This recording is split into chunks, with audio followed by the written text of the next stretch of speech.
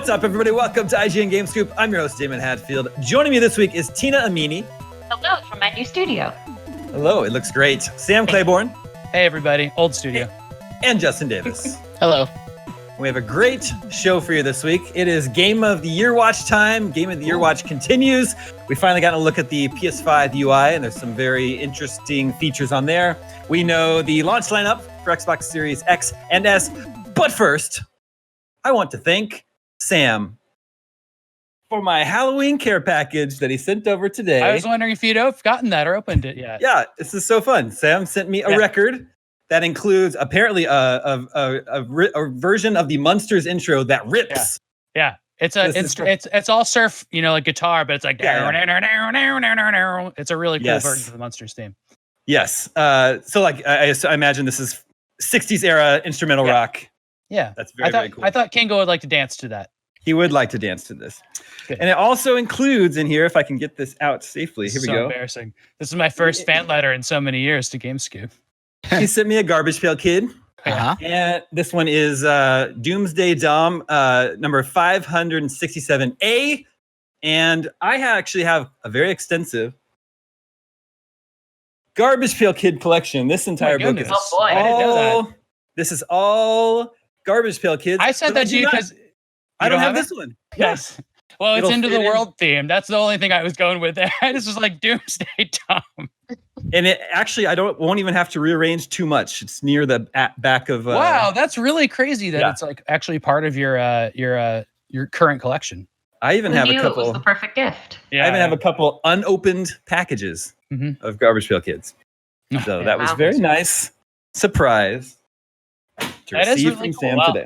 I will look out for Series 5 Garbage Pail Kids because those just turn up all the time for me. Okay. I've never run into those again. Hey, is there a Daemon? Is there a Daemon one? There is, but it's Damon. Okay, we'll fix that. That one that spells it. Okay. The correct way. Of course. Okay, enough nonsense. Game of the Year Watch is Q4, which can only mean one thing. It's time for Q4 Justin. How is Q4 Justin getting along these days? Yeah, I was just saying before the show started that I crashed on my couch at 8 p.m. and then slept for 11 hours. Cool. And I didn't because we were working so hard on Amazon Prime Day that then as it was winding down, I just fell asleep and crashed and we were watching The Good Place. That's Black Friday Eve, right? Yeah, it is this year. Yeah, Q4 Justin's in full effect because then it's holiday gift guide and then it's Black Friday and then it's the console launches. Oh, he's here. Better have your pumpkin candles on hand. I can't even go out and get PSLs this year. I need to learn to make them at home.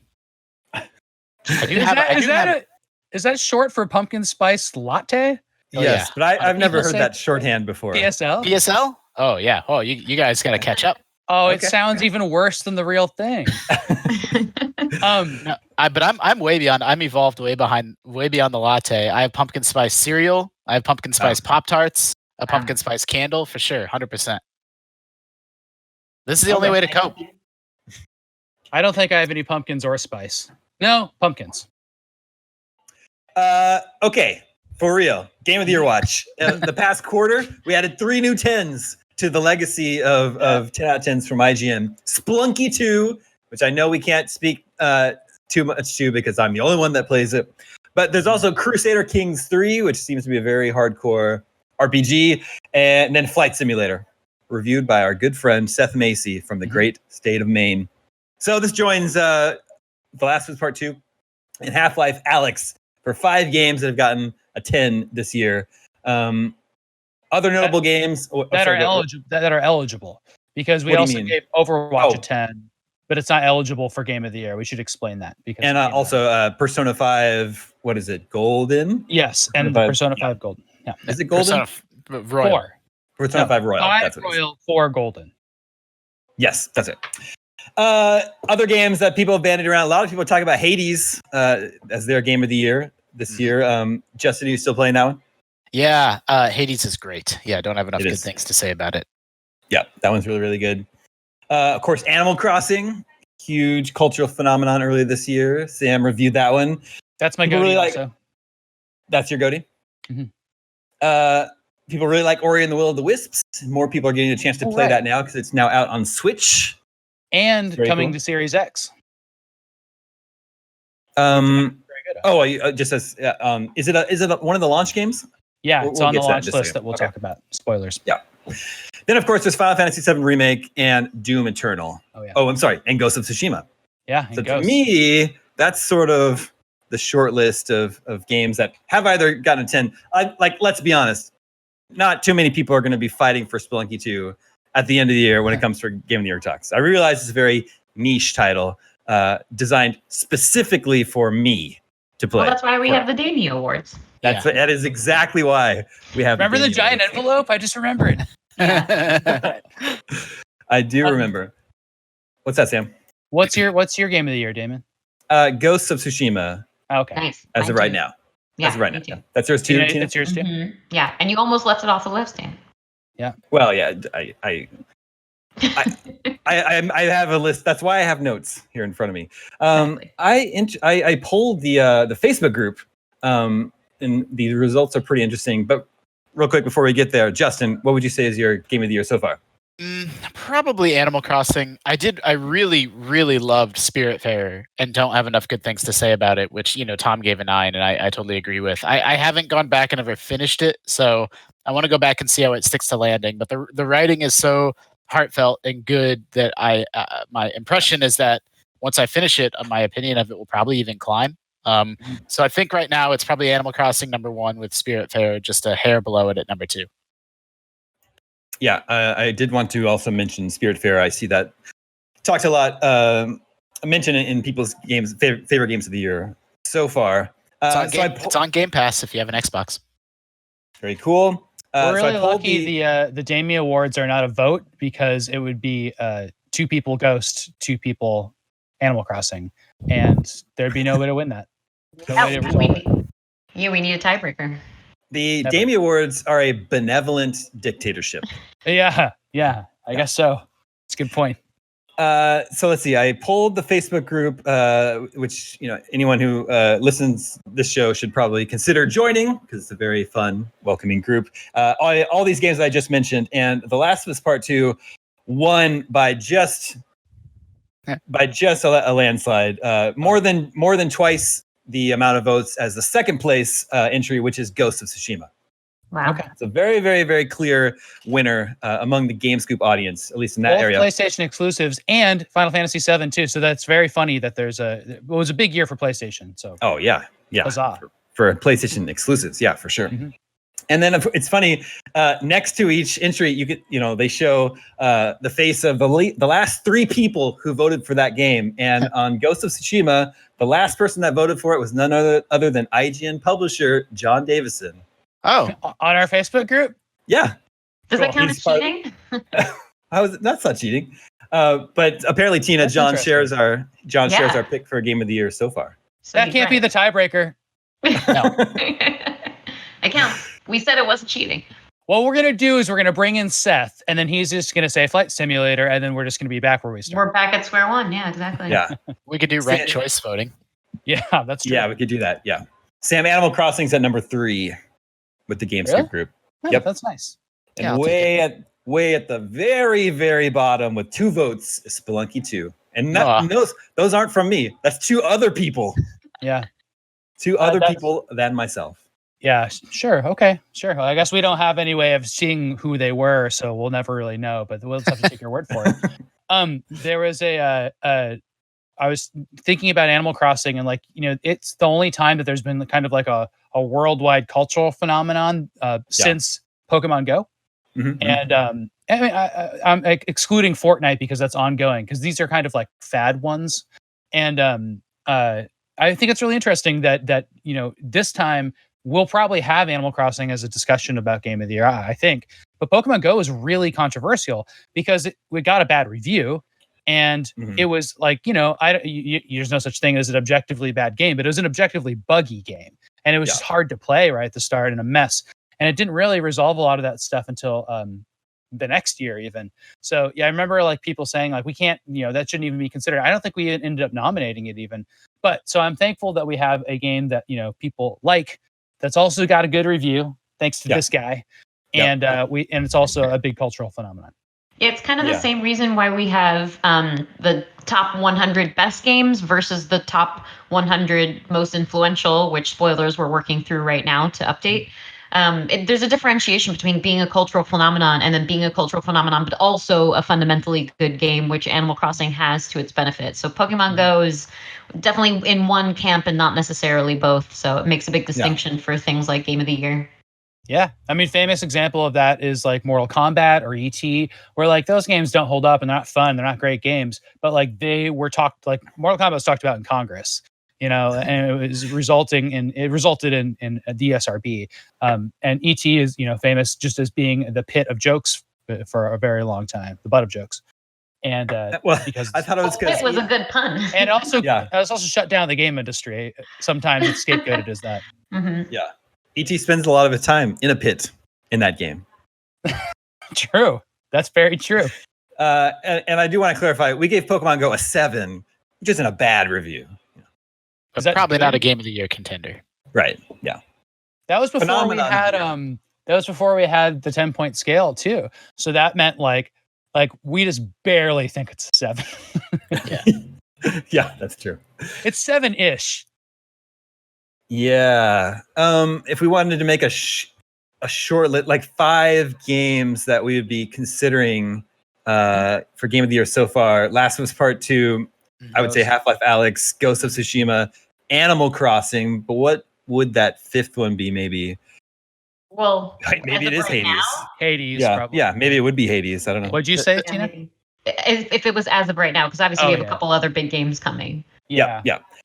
I'm hoping Cyberpunk and Assassin's Creed and stuff like that are about to blow our minds. Miles Morales, Watch Dogs. People are excited for those games. Yeah, still to come. Cyberpunk, Assassin's Creed Valhalla, Watch Dogs Legion, Spider-Man Miles Morales, and Demon's Souls as well. Maybe Pokemon Snap. I also wonder if like Genshin Impact is gonna have an impact on people's decision making. Yeah, because I haven't played it yet, but it's become it's blown up as kind of more than it started off as the Breath of the Wild which obviously people are still acknowledging, including in our own review. But I imagine as it picks up and creates a bit of its own community, that might be another contender by November. Mm-hmm. Yeah, I know we talked about that a little bit last week after Sam and I checked it out, and we weren't super blown away by it, but IGN gave it a 9, and I know a lot of people out there are playing this game. Someone wrote in to say the game hasn't been out very long. Someone wrote in to GameScope and said he's spent $150 in the game. Please, and he loves it. He says he loves it. Well, clearly. I downloaded it and really didn't like it. Actually, I didn't care for it at all. I mean, I read our review and I'm like, okay, like those are good points, but it's like not. I actually don't agree with the Breath of the Wild comparison. It's an open world game and has that art style, and you have a glider. And then that's where the comparisons end. It's got the grass. It's got the grass, but there's no. I mean, it's missing the point. It's superficially like Breath of the Wild, but Breath of the Wild has all the reactivity and improvisation and like all the crazy stuff you can do with the physics system in the world. That none of that's in Genshin Impact. Like it's a superficial comparison because you're gliding around a really pretty open world. And I don't know. Like I said, I respect the people that like it, but man, like I don't see it for myself. I think there's a loop that I haven't gotten to in it yet. And I understand that, I would like to get to that. And what's cool is that it involves exploration. I think that's great. That's my jam. But what I hear people keep plugging to me is that there's really good elemental combinations. And they think that's like really neat. And so I think that sounds like a good system too. But the whole thing has a sheen that causes me just as like a consumer or a critic to be suspicious just because it's free to play and because it's always online and it's a little bit chuggy because of that. And it's just weird. It's just it's a feeling I'm not used to. It's like when you're playing a game that has a bunch of advertisements. That's just so ever present. And, to not have that, to pay to not have that is something you're paying for when you pay for a game like Breath of the Wild. Yeah, exactly.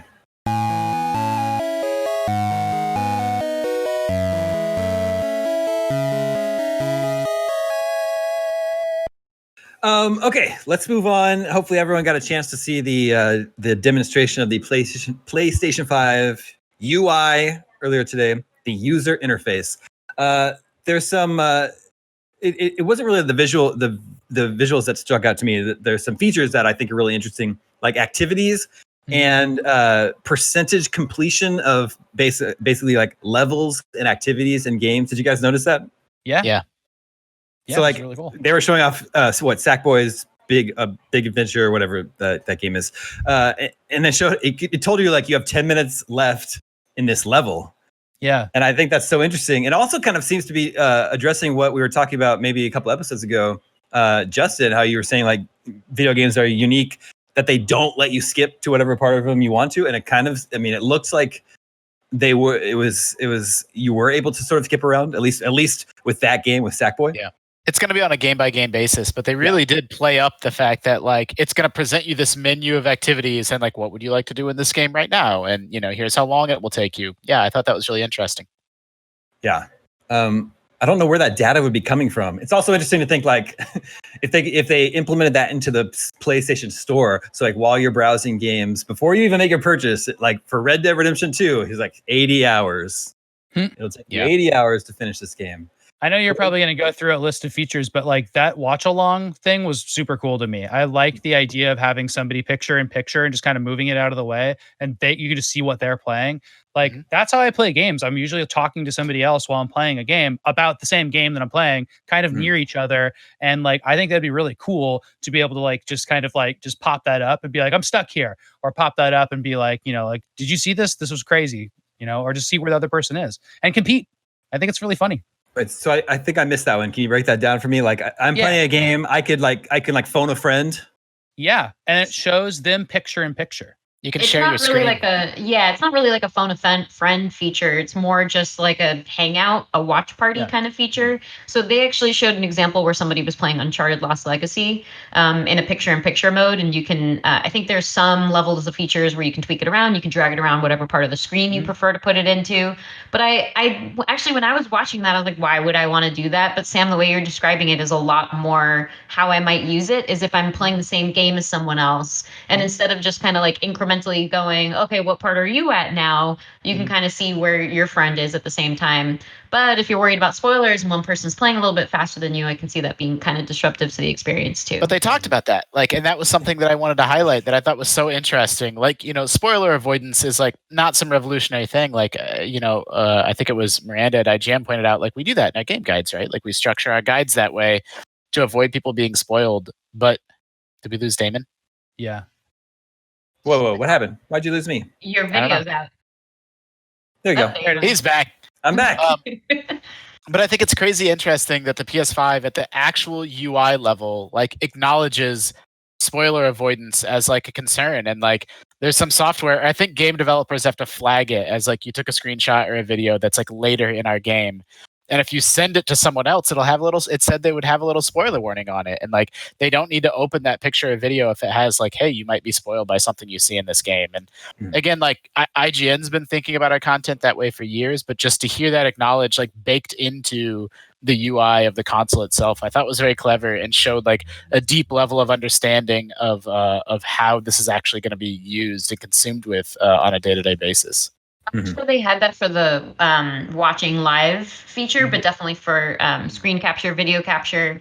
My favorite thing, though, just to jump in because it's relevant here, the thing I hate the most about the PS4 when you do screenshot captures is I sometimes like to rapidly take, like, okay, slightly tweak my angle, slightly tweak how my protagonist is standing or whatever else. And if you have to wait a beat for the like screenshot capture notification to go away, because if you press it again, you'll get that notification in your screenshot. And sometimes you miss something happening in the background. So it really diminishes the experience there. But it sounds like, or it seems like, based on the fact that they took a couple rapid succession screenshots, it seems like they got rid of that. So that's the best part of the presentation as far as I saw it.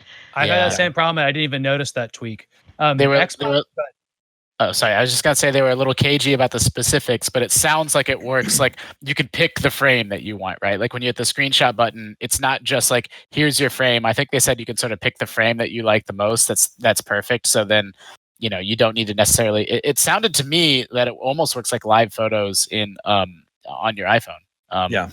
But we'll see. Yeah, it was really cool. Except every frame is an actual good photo. Whereas like live photos, you're like, why are 20% of these just a blur? How did this even happen? I like how Xbox has already tied their screenshotting and sharing to an app. It's like it's just on your phone immediately. And I'm actually surprised that PlayStation's not doing that same thing. And they'll probably get there. But like as soon as I saw them being like, yeah, you can use voice to post your stuff on Twitter, I was like, well, it'd be so much better if it was on my phone immediately to be able to do that stuff. Yeah, I get that. Voice dictation is nice though. Yeah, if it works. Although I like the trackpad, like being able to swipe quickly between letters works really well on the PS4. Yeah, you've mentioned that. I've been using that since I never even knew that was a thing. I've never touched the trackpad using it, and now I'm starting to get used to it. Is that going to be on the PS5? Well, I mean, I imagine the trackpad. I imagine they'll still use the same functionality, but having dictation as an additional thing is good. But interestingly enough, they actually didn't show the dictation live because Tsushima was narrating, and then it was clearly like captured from a previous session. So I wonder how accurate it is. I'm sure it is, but it was just interesting that they did it that way. I got like this little pang of anxiety when he was doing that. I was like, oh, it's going to capture, like it's going to start saying exactly what he's going to say, which would have been a really cute thing. But yeah. Getting back to like the time left in activities and levels, I wonder where that information's coming from. Is it the developers just guessing? Is it like based on average playtesting? Yeah, or is it average probably?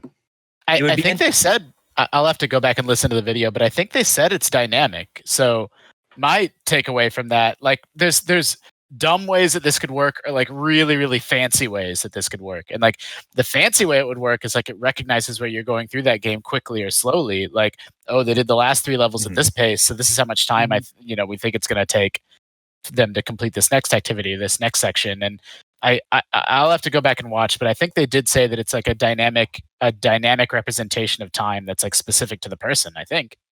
That would be hilarious because you can like they'll say like, oh, the average person takes this 1 hour, but given your speed, maybe 3 hours for you. Let's allow a little bit more time. Yeah, that's like the Wii Fit balance board telling you how overweight you are. Like I don't need that. It also, I mean, I don't care how cute the voice is. Yeah, all those features plus the game help stuff, all that stuff seems so cool, and they spent so much time talking about it. But it strikes me as something that like, we're going to see it in first party games, right? And then they'll arm twist some third parties into doing it. But like a lot of games probably just aren't going to support all that stuff. Like it seems like a lot of like upkeep and work on their part. It's also PS Plus only. That's clever. That's right. Well, yeah. Some of it, especially the game help, right? Sam, what did you think about the game help features? So I think the dream is to be able to play a game and have the thing that you need help you right away. But there's also a problem with that in that you're at the mercy of the people that made that game who don't want to spoil it and they don't want you to break their game. And Sony probably will include really cool helpful stuff, but like there's something to be said for the people that are telling you to like if you're frustrated with this, spam the boss this way. And I don't think you're going to get that type of stuff. Now, it's also possible that they will outsource where they get that from. And so it'll be people like even us or people that have play tested the game that might be really good at it or something that might be showing that off. But I think it'll be controlled in a way. And the prototype for that is Nintendo. So Nintendo has had game help in their games for a long time. And it's really interesting. It's like, play as Luigi. He's invincible. That's their game help, And there's no punishment. It's not like you get like a special star next to your name or something if you beat it as Mario. Like they just give you an invincibility thing anytime you want it. So like I think that there's game designers and game developers don't want to break their games in interesting ways. That's why there's no cheats in any games anymore. But I think it's really convenient to have that game help on hand. There'll be more tips than an actual thorough guide the way we might do something. So it feels like a good in between. Like if you're not really looking for everything to be completely described to you, you can use that functionality. But I think there's something to be said for, do people want it on a singular screen? Like they clearly played that up a lot. Like you can go into your party, you can like edit some of these screenshots, whatever else, like within one screen, which I can see the comfort to that. I can see the benefit to it. But like we know that people usually use their phones as kind of like a second screen experience to the game. So there's something really convenient about that too. So I wonder if we're going to see people like adapting to, no, I prefer it on my giant 4K TV. Like it's totally functional here. It's an easier experience. I don't have to like sit and type something and Google for it or whatever else. So it'll be interesting to see like if user behavior around that changes now that this is becoming a thing that's more formalized. They did talk a couple different times about the new like fully redesigned PlayStation app for mobile devices, and we didn't actually see it. Yeah. So it's possible that some of what would be like pinned on the scrine, well, maybe you will be able to access it just directly on your phone. Yeah.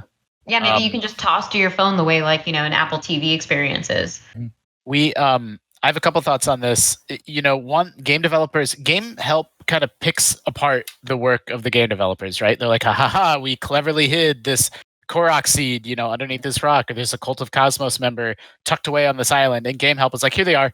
Here's all 50 of them. Here's all 100 of them. So I don't like, there's a tension there between like, if you're the one making the game and then you're the one sort of allowing people to break your own game and pick it apart, and just like, here's the answers to all the puzzles that we spent 6 years building. Like, Yeah. it feels more appropriate for that to come from a third party, like, a guide writer, a game maker, than the people that made the game itself. And some companies like Ubisoft sell that to you. They sell you maps that are like, here's every treasure chest in our game. So it's like, is that going to be baked into PS Plus now? Like, And there's still print guides that are official that are, have a deal with the developer, and they sell you a book, right? Like that's still a business too. That's interesting. There's also like an audience consideration here. Like part of Game Help, and the reason you want help is to kind of like get through a game. And I think people tend to, like, I'm just judging this from our comments. People tend to like use it like crazy because it's really popular, but they don't like to brag about using it. They're kind of like, oh, I got through this game on my own. Like that's like the sentiment you hear a lot more than I loved playing along to a strategy guide, even though both are fine ways to play games.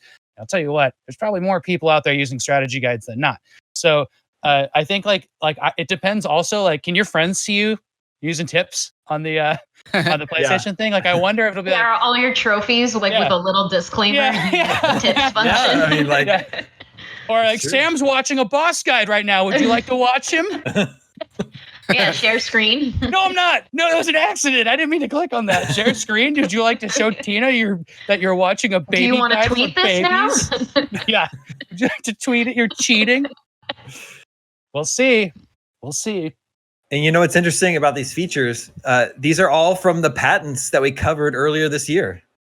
Yeah, I forgot about that. That's totally right. About the Game Help that was built into the UI and tailored to you specifically, and may even offer sort of like microtransactions that you can purchase. This is all stuff that we heard about earlier this year. That sounds like a good news feature. Yeah. Yeah. All right. I'll work on that while we finish this episode, so nobody speaks.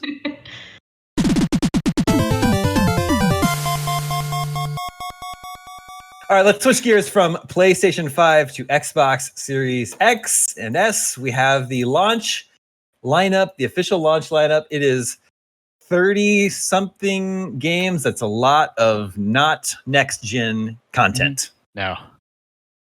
We call that crossplay now, Damon. That's the euphemism. Crossplay is a different thing. Oh, no, sorry, not crossplay. What are they calling it? Smart delivery. Smart delivery. Cross-gen? Well, so a lot of these games will be featuring smart delivery. Because in our list, it's like, all the smart delivery stuff. I don't know how Microsoft found itself in this position. Like, I have an Xbox Series X pre-ordered, and I'm actually excited for it. And they have lots of very friendly features, and Game Pass is amazing. But I don't know how they found themselves launching a new Xbox without a single, exclusive or first party game. There's just literally nothing. I mean, they were willing to delay Halo, right? Like man, I so badly want to be like a fly on the wall room where they like made that decision. And like, it's always, I guess I shouldn't say always, like it nearly always has to be the right decision, right? Like games are delayed for a reason, but it's still such a hard decision to make. I'm in the same boat as you, Damon. We're like, I'm really impressed with the Series X. I like the console's design. I like the decisions Microsoft is making, but I don't have a Series X pre-ordered, and like I don't feel any motivate. Like I don't feel like I'm missing anything by not buying that console this November. Yeah, I think that's a feeling shared by a lot of people. It's supposed to be the more powerful console. The recent Assassin's Creed games have been absolutely beautiful. So Assassin's Creed Valhalla could very well end up, looking the best on Xbox Series X, but it's also available on Xbox One. So it's like, if you don't really feel like splurging $500 to play that one game, it's kind of like, yeah. Yeah, I remember the last generation, the launch lineup wasn't super interesting. I think at the time I was working for Kotaku, and I think I did like a ranking or like micro reviews of all the PS4 specifically launch lineup, and it was like, some interesting games, but it wasn't anything big. Like it needed a year within its lifespan to really get going and pick up. So it's not super surprising to me that the launch lineup for either console necessarily isn't going to be the biggest banger. It's more about the investment rolling forward of some of the promises that they have and some of the studios that they've acquired and what those are going to result in. So it's more of that long-term investment. Damon and I worked on the polls for Next Gen Console Watch this week, which are really interesting. They're what are your favorite console launches of all time? And we put like 3 games for each. I just went back and I looked at what the launches were. They're so bad. Like console launches are always so bad. Unless it's a Nintendo console. Yeah. Nintendo has had some really cool stuff from the start. They usually have a Mario game or a Zelda game at the start, right? So they've really focused on that. But we also have a little bit rosier memories because there is usually a December and January kind of like release window.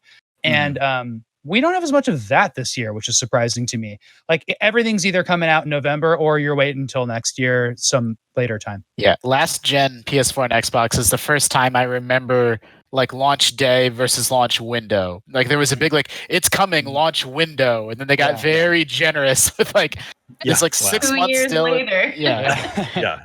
But Tina's exactly right. Like it takes a year, and particularly for third parties, because they don't make money on the hardware, right? And they're not motivated to sell hardware. So they're in a really the console transition is fraught with peril for the EA and Activisions of the world, because they have to sell 10 million copies of their AAA games to break even. So they have to continue bringing them out on last gen I don't know when the inflection point is, but at some point there's enough next gen consoles sold where they can start dropping off and not having the last gen versions of games. So we'll just have to wait and see on that, I guess. Yeah. I think there's still a case to be made for the Xbox, and why I'm excited about it is that things will look the best on it. So Assassin's Creed is probably going to look just that much better on the more powerful system. It just is, and it's got it's set up for that, and I think that's really cool and exciting, and that's what next gen is really all about. I also can tell from Ryan's fantastic preview today. Check out Ryan McCaffrey's preview of our of the Xbox. It's just really, really cool. It answers a lot of the questions I had. And he mentioned in there that the system is not using the power to show us what it can do yet. So it's like, of all the things that Xbox put out, even though we're all talking about them as like, oh, I could play this anywhere, or that there's no exclusives or anything, it's also not showcasing its full power. And that's usually true, but it's really important for this system to do that, right? This system should be showing us something really amazing right now. Mm-hmm. I also picked out the 2 games I'm going to play. I'm going to play Assassin's Creed on it and Tetris Effect. And I've never played any Tetris Effect. I didn't play the last one, so I think this one will be definitely one I'll try out. Tetris Effect is really good. It made me cry. I mean, I remember you saying that. Yeah, I think Dornbush too. Sam, you and Damon both brought up graphics comparisons. I kind of forgot, that's such a huge part of what IGN does around the launch of a console. Then we eventually kind of stop doing them as often because everyone kind of understands how the games look on the different consoles. And we're getting that back, and that's really exciting. Of we all know, or we think we know, that the Xbox is the more powerful console, but how much more powerful? Is it much more powerful? Or the game's going to be really comparable? And of course, games on the Xbox One were still beautiful, but it was undeniable that the PS4 just had a little bit more muscle behind it, right? And we don't know yet. We don't know, man, are games going to run at 10 FPS worse on the PS5, or are they super, neck and neck with each other? And of course, it's always on a game by game basis. So the devil's in the details on this stuff, and we're not really going to know until after these consoles are out in the wild. Yeah. like the acknowledgement of PS4 was always a little bit better than Xbox games was kind of what gave it the leg up, aside from some of the marketing and PR and communication pitfalls that Xbox fell into.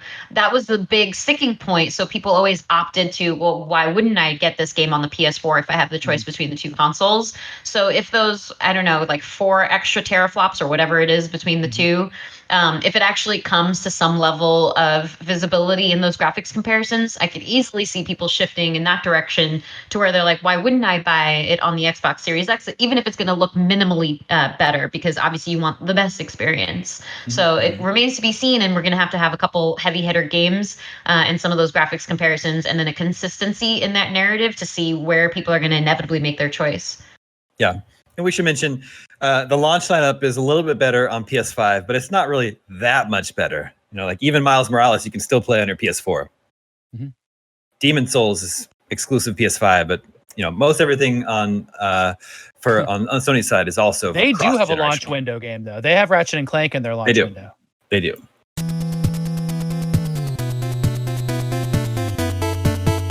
All right, let's check in with the listeners. Hey, listeners. Listeners, remember you can always reach us at the email address gamescoop@ign.com, just like Cleveland did. The person, not the city. I recently purchased Crash Bandicoot 4, It's About Time, and found myself flip-flopping between using the thumbstick and D-pad. I eventually settled on the D-pad because it just felt right for the game, felt that it increased my movement accuracy. My question is, when a game offers the ability to use the D-pad instead of the thumbstick, do you find yourself using that option? I often find myself using the D-pad for platformers and side-scrollers. If I'm forced to use the thumbstick in those kinds of games, it can throw me off. Perhaps it's a generational thing. What? How do you play Splunky, Damon? D-pad. Yeah, I play 2D games with a D-pad. I mean, a thumb pad is intended for 3D movement and control, right? Yes. Even something like Streets of Rage 4, even though you can move back and forth into the foreground and background, I still use the D-pad because it just feels right for an old school brawler, arcade style game like that. It's kind of the difference between mouse and keyboard versus controller. Obviously, if you're playing a first-person shooter, you get more of accuracy out of a mouse and keyboard. But if you're not familiar with a mouse and keyboard, or you're not usually spending your time there, you're actually probably not as accurate without some level of practice. So if your familiarity is with the controller, I'm sure you would opt with it for a controller. So using that analogy, I think it's the same. If there's somebody who doesn't play a ton of platformers, they might opt for just, the left stick because it's what you're experiencing in a lot of other games.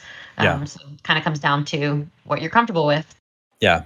My answer is a little embarrassing. I try to do the D-pad and then I just find myself using the stick all the time.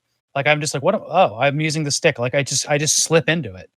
Yeah, my brain has been burned into using the left stick nowadays. Yeah, that's interesting. And I don't notice that much of a difference, but I demand a D-pad. That's something I think is important. And I was upset when the Switch doesn't have it, and then also I didn't like it when it was really tiny on the 3DS. But and I use it. I try to use it, but then I realize oh, I'm doing totally fine with the analog stick. So even when you're playing Mega Man Legacy Collection on Switch, you use the analog stick? Yeah, that's a really good example. I reviewed that and I kept on thinking about that while I was playing it. And there's only I remember one example where I like the stick and why we should use the stick in games is that Pac-Man has been improved so much by that stick. A D-pad is not. Pac-Man is a 4-directional game. It should just have a D-pad basically, or a joystick that goes up and down. But when you're playing Pac-Man on a joystick, you grind it in this circle shaped aperture, and you're kind of swooping it around, right? It kind of feels like that. So and then in Pac-Man DX, there's Collector CEDX or whatever the heck it was called. I know how to bunch of letters after it. When you did that, you would grind with little sparks around the edge, the analog stick. It knew that you were kind of doing that motion. I always loved that. And then also, I thought that was really cool. And then also, I'm mad at D-pads forever because I think playing Street Fighter on them, it sucks. And all my friends got really good at Street Fighter 2, and it just would kill your thumb to do a rotation on it.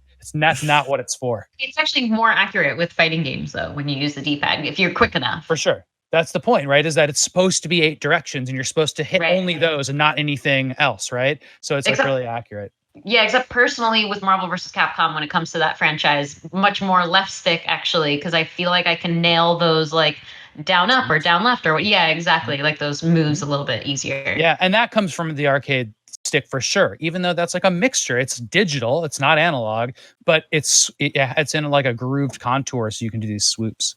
Mhm. But I I can talk still, about controllers all day, man. This is exciting. I can't believe how in the year of our Lord 2020, D-pads are still so terrible by and large.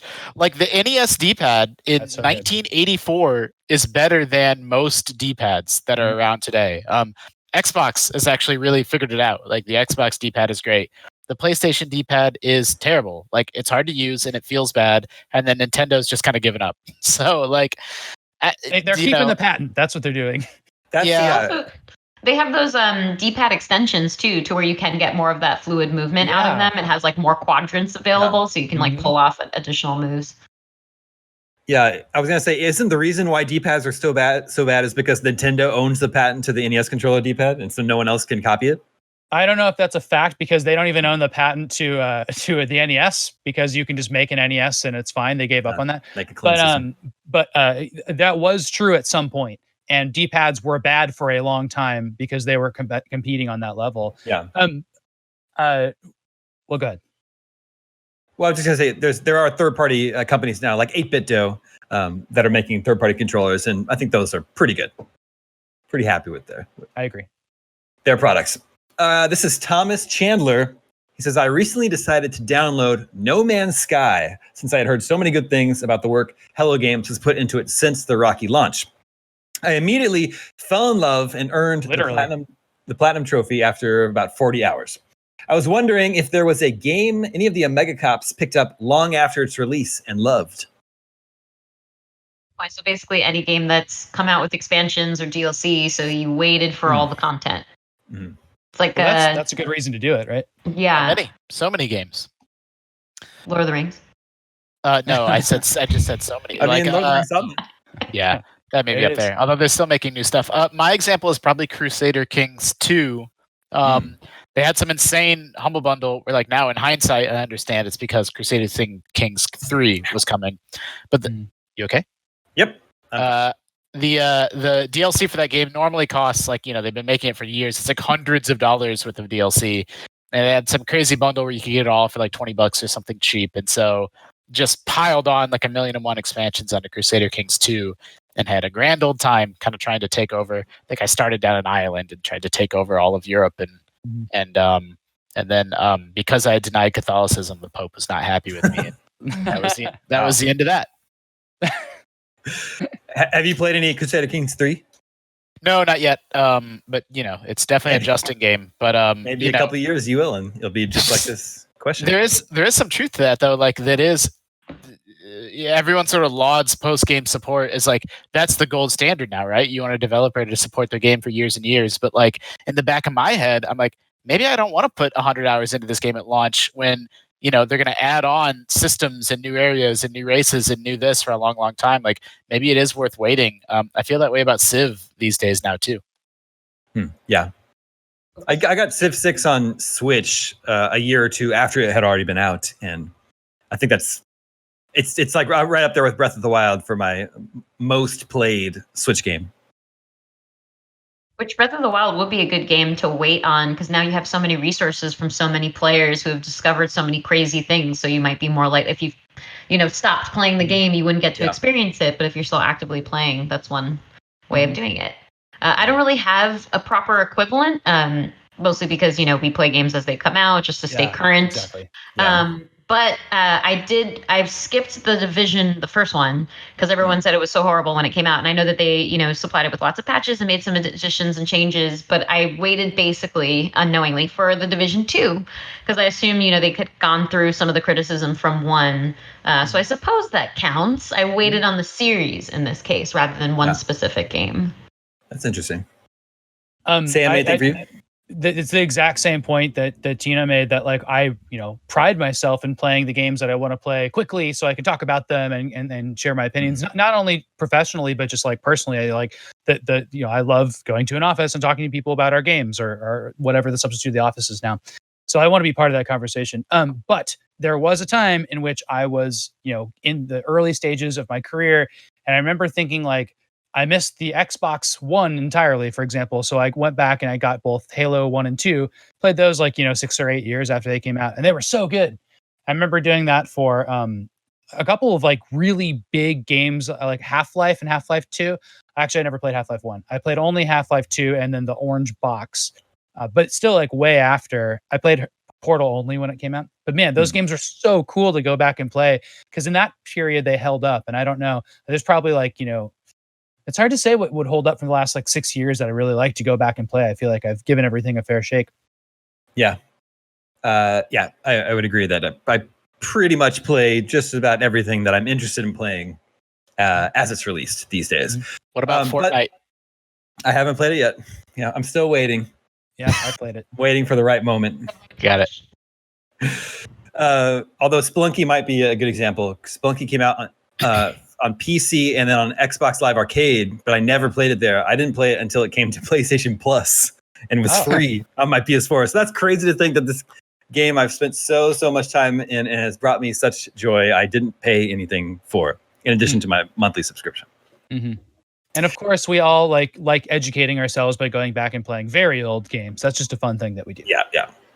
That's a fun Sunday morning activity for myself. Mm-hmm.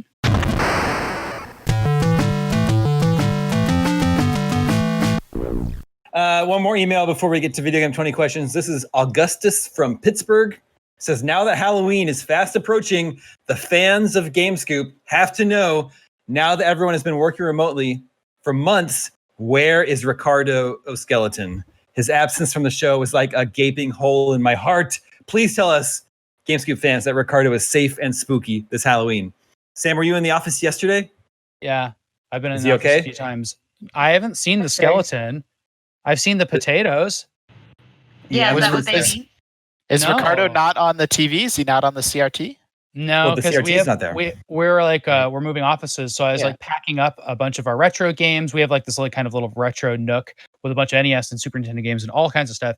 Packing that up, but the skeleton was there, and I had torn that down. I don't know where the skeleton is, but we did have a potato skull skeleton, which is there, and then a potato with Damon's face on it. Yes, Ricardo, and then Yaman Hatfield, and the yam has a giant, glorious green full shrub coming out of it. Yeah, it's insane. It's so healthy, and it's used its own energy to make this second plant, just as it's supposed to, without any soil, just sitting on the desks between Tina and Damon and I's desk, and then water. Or any water. It's been totally fine, and it was going really well for Ricardo, the potato skeleton with the skeleton head. But things have taken a turn for the worse. Last time I went there, that potato had gone total shrivelly. I don't know what happened. Oh no! And those are both on your desk, Damon. Okay, good. Pablo says it's very soft to the touch still, though, because it looks like a rock. It? I think he was there and he was like, I got to do it. I think it's unbelievable that I tell my young children what do plants need to grow. They need sunlight, water, and soil. And it turns out that's a lie. No, because they don't need the soil. There's a huge plant growing out of that yam, and you don't need any soil or water, apparently. Or light, man. There it is. That's that's where it got all shriveled one. Yeah. That was a full-size potato for months and months and months with a big shrub out of it, too. And then it just disappeared. It looks like The Last of Us. Look at it. Yeah, it does look like The Last of Us. Very much like The Last of Us. Oh, here we go.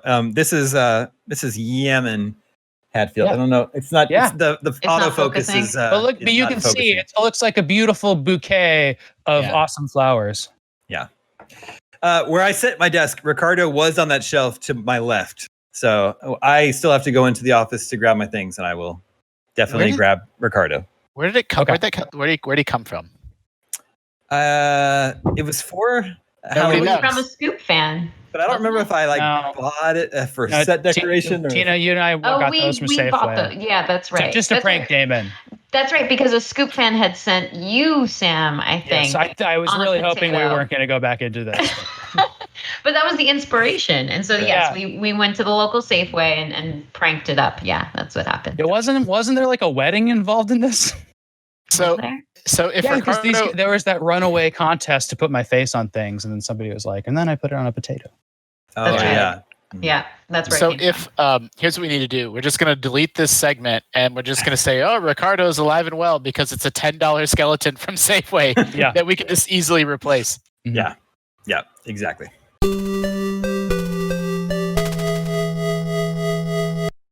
Okay, that brings us to video game 20 questions. Our suggestion this week comes from Shane from Leeds, UK, and he has an intro. He says, "In a year of redacted, with redacted, redacted, and the upcoming redacted, my 20 question suggestion is my favorite redacted of all time."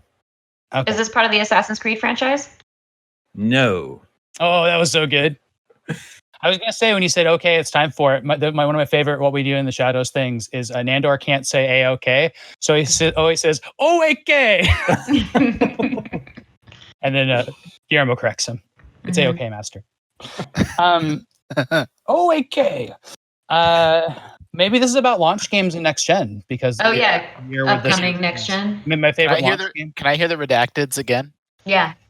Okay, once again, in a year of redacted, with redacted, redacted, and the upcoming redacted, my 20 question suggestion is my favorite redacted of all time. I think it's remakes. I was The thinking upcoming- remakes too, but which one? I don't know. Well, is this a Upcoming. remake? Is this Well, is just this a because remake? they're- Was that your question? Yeah, is that a question we should ask? Sure. Sure. Yes, it is a remake. Crack the code. Because All right. it has been the year of remakes. Yeah, in a Sort of. year of We did remakes. crack the code because the upcoming is Yeah. Demon Souls, right? It's got to be. Yeah. Can we get in 3 okay. questions? Oh, hold on. Can we get in 3 questions? I think it's Super Mario All Stars, Oh, or I don't know what it is. I don't Demon know. Souls remake. in a should we year ask if in a year of remakes with remake 1, remake Okay. 2, and the upcoming remake 3. This is my favorite. Oh, yeah. okay. So it doesn't have to be the upcoming one or the one from the series. No, Well, no. it's my favorite redacted, which is why I think it's part of a series. Because you could say it's my favorite Assassin's Creed. Oh yeah. Oh yeah. I think it's his favorite remake. Damon said it's a remake. Yeah, but in a year of remakes with this game, that game, and another thing coming out, this is my favorite redacted. So it Wait, has- I got this. I got this. I can solve this. All What's right. this guy's name? Shane. Shane. Is this Shane's favorite remake of all time? Wait a minute. That's what we're all arguing about.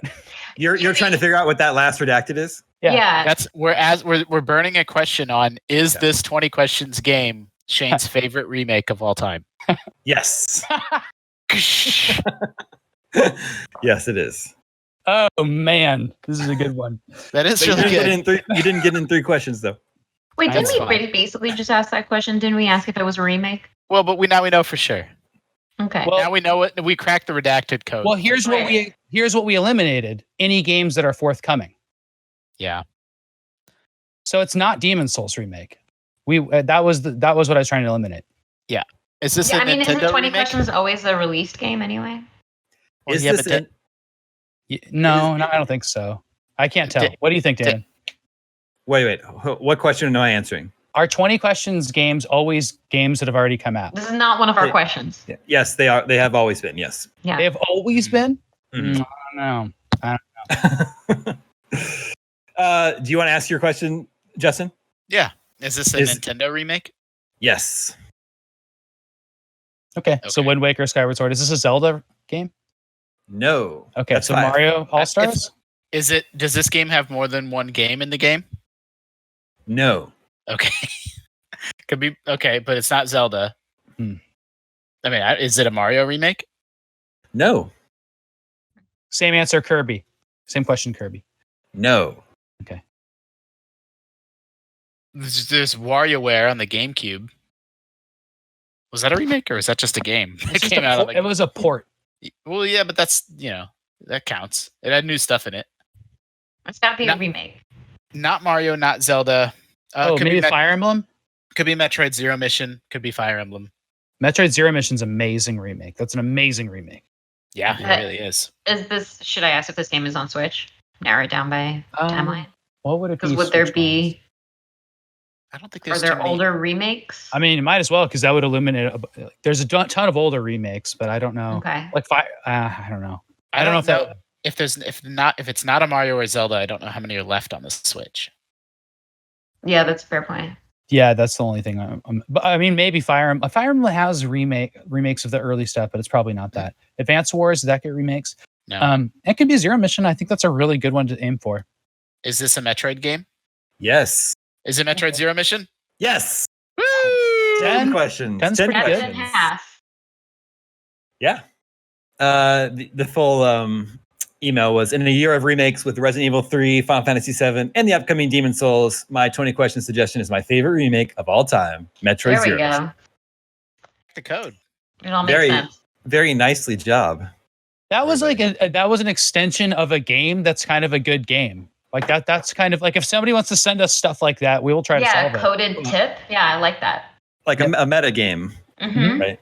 Within 20 questions. Yeah, and look, that was Sam, we really made great. your heart out. I know. We totally did.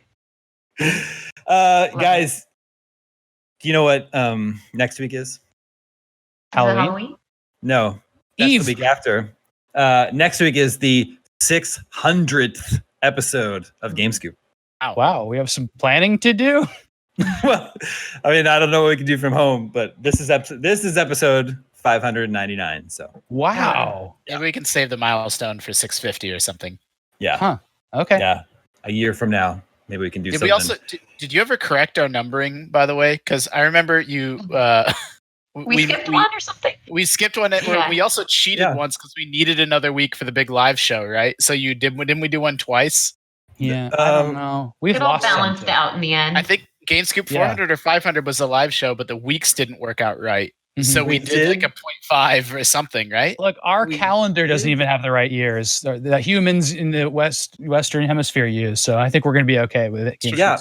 We did skip one. We skipped episode 559 because, as we explained, that's an unlucky number for podcasts. Oh, yeah, that's right. No That's right. podcast would ever release an episode 559. Damon, why don't we do 559 next week, and then Halloween can be 600, and then it'll be special. I just said it's very unlucky to make an episode 559. That's why you do it on the week before Halloween. That's the trick, and then the treat is Halloween. Not even the week of Halloween, the week before. Yeah, that's the actually trick. that's actually maybe a good idea. I'll think about it. Wow, Anyway. did you hear that ringing endorsement from Daemon Hatfield?